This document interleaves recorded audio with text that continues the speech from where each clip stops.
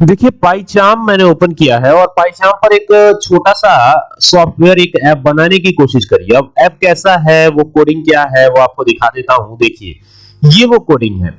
यहां पर एक फंक्शन हमने क्रिएट किया। फंक्शन का नाम क्या है? Decimal to binary. इस फंक्शन के नेम को देख के आपको ये लगेगा कि ये फंक्शन क्या काम करेगा। डेसिमल से बाइनरी में कन्वर्ट करने का कार्य करेगा, ठीक है।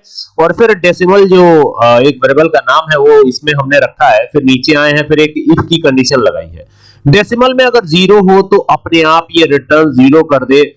और अगर बाइनरी की बात आए, ठीक है, तो बाइनरी में यहाँ पे जब भी बाइनरी की बात आएगी तो यहाँ पर एक कंडीशन दी गई है, while decimal is greater than zero. जब डेसिमल जीरो से ग्रेटर होगा तो बाइनरी इज इक्वल टू, यहाँ पे एसटीआर का यूज किया हमने और डेसिमल को मॉड्यूलस करवाया है 2 से और बाइनरी में प्लस करवा दिया। यानी बाइनरी में क्या है, बाइनरी में तो अभी यहाँ कुछ भी है नहीं, लेकिन ये बाइनरी में जाके स्टोर होता जाएगा, ठीक है। जो भी रिमाइंडर बचेगा वो बाइनरी में जाके स्टोर होता जाएगा। और यहाँ पर देखिए ये फ्लोर डिवीजन ऑपरेटर का यूज किया है, ठीक है। और फिर यहाँ पे मेन फंक्शन बनाया है हमने। मेन फंक्शन बनाने में हमने लिखा हुआ है decimal to binary conversion app, ठीक है। यानी कि एक decimal to binary conversion app बनेगा। ये एक ट्राई नाम का कीवर्ड हम यूज करते हैं। ये क्यों यूज करते हैं? ये एक्सेप्शन एरर नहीं देता है हमें, एरर हैंडलिंग का काम करता है ये। बाकी यहाँ कंटिन्यू जो कीवर्ड है उसको यूज किया है। यहाँ लिखा हुआ है binary representation of decimal number, ठीक है। डेसिमल नंबर को जब बाइनरी नंबर में कन्वर्ट किया जाएगा तो क्या आएगा। और बाकी यहाँ पर आप देख सकते हैं स्थिति क्या बन रही है। इफ यहाँ पे जो है हमने मेन लगाया है और इस तरीके से ये प्रोग्राम बना है। अब एक बार इसको चलाना पड़ेगा, पहले देखना पड़ेगा कि ये काम कर रहा है या नहीं कर रहा है।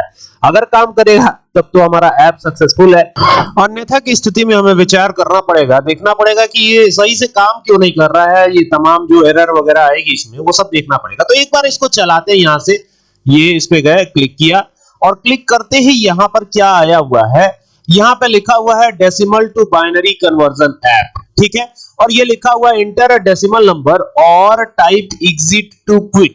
तो हमको क्विट तो होना नहीं, हमको कोई डेसिमल नंबर एंटर करना है। तो अगर मान लीजिए हम यहाँ 21 एंटर करते हैं तो आप एक बार कन्वर्ट करिएगा, खुद से कन्वर्ट करिएगा। जो भी कन्वर्जन का तरीका आपको आता है वो उससे कन्वर्ट करिएगा, मुझे बताइएगा कि ये सही आया है या नहीं आया है।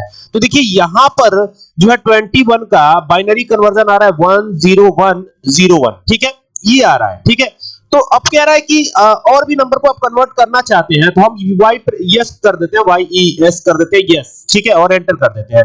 तो ये कह रहा है फिर इंटर कीजिए ना, कोई एक बाइनरी नंबर इंटर कीजिए। तो यहाँ 32 इंटर कर दिया। तो 32 का क्या आया यहाँ पे आप देख सकते हैं।